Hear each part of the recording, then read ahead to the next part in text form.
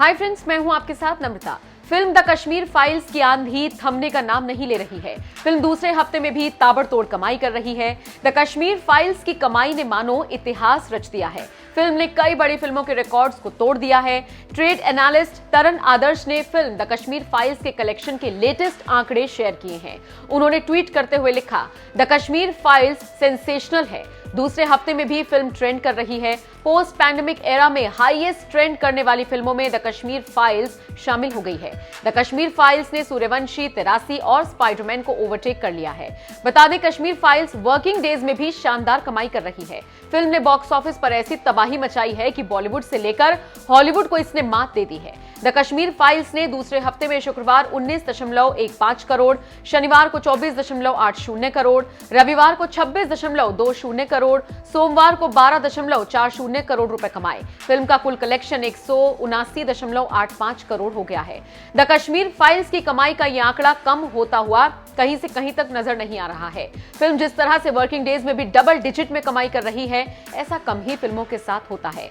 विवेक अग्निहोत्री के डायरेक्शन में बनी फिल्म द कश्मीर फाइल्स जल्द ही 200 करोड़ क्लब में शामिल हो जाएगी।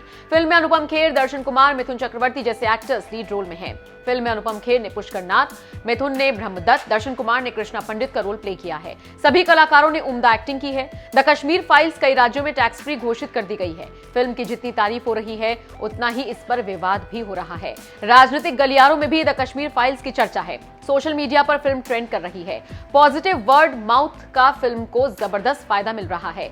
कश्मीरी पंडितों के दर्द को बयां करती द कश्मीर फाइल्स के शोज हाउसफुल जा रहे हैं। फिल्म को लेकर जो क्रेज दिख रहा है, उससे एक बात तो साफ हो गई कि आने वाले दिनों में भी ये फिल्म रिकॉर्ड तोड़ कमाई करेगी। वैसे आपका इस खबर पर क्या कहना है, कमेंट करके हमें जरूर बताएं।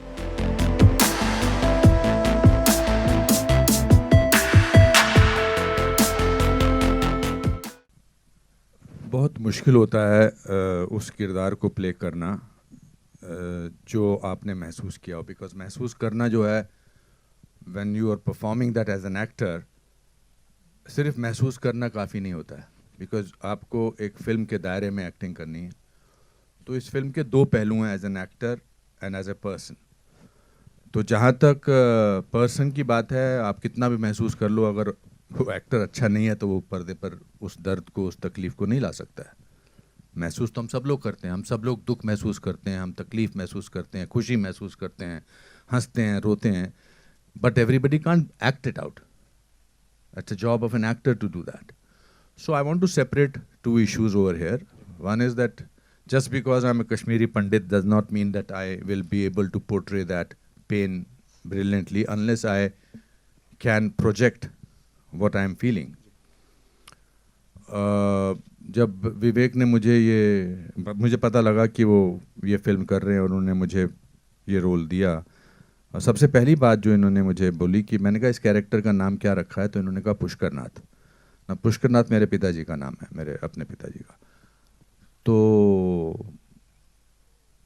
हम जब देहरादून पहुँचे इसकी शूटिंग करने के लिए, तो मिथुन जी और पुनीत और दर्शन ऑलरेडी शूटिंग कर रहे थे। अलग से एक फिल्म का माहौल ही कुछ अलग था। ऐसा लग रहा था कि कुछ बहुत ही इम्पॉर्टेंट फिल्म बन रही है, क्या हो रहा है, क्या सिचुएशन है। हम तो बाहर से आए थे, फ्लाइट से ऐड किए थे, रास्ते में खाना वाना खा के गए थे। And then it dawned on me what it is to be playing Pushkar Nath, a simple normal human being जिसको कोई दुनिया की ऐसी चीज़ों का पता नहीं है। I was representing a normal Kashmiri Pandit from Kashmir, which my father represented very well. And then it was difficult to do that role, because how do I separate the emotions of Anupam Kher from the emotions of actor Anupam Kher? What is real and what is acting?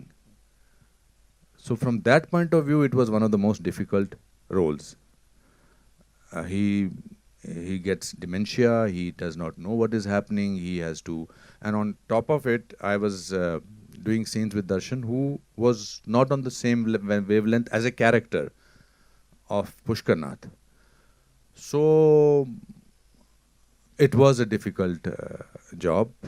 Plus कहानी वो थी जो मैं सुन चुका था अपने रिश्तेदारों से, करीबी रिश्तेदारों से, मेरे मामा से, मेरी माँ से, और हम सब वो अंडर द रग उसको जब छुपाते हैं ना, जब तकलीफ बहुत ज़्यादा होती है तो उसको दबा के रखते हैं. That's why it turns into depression.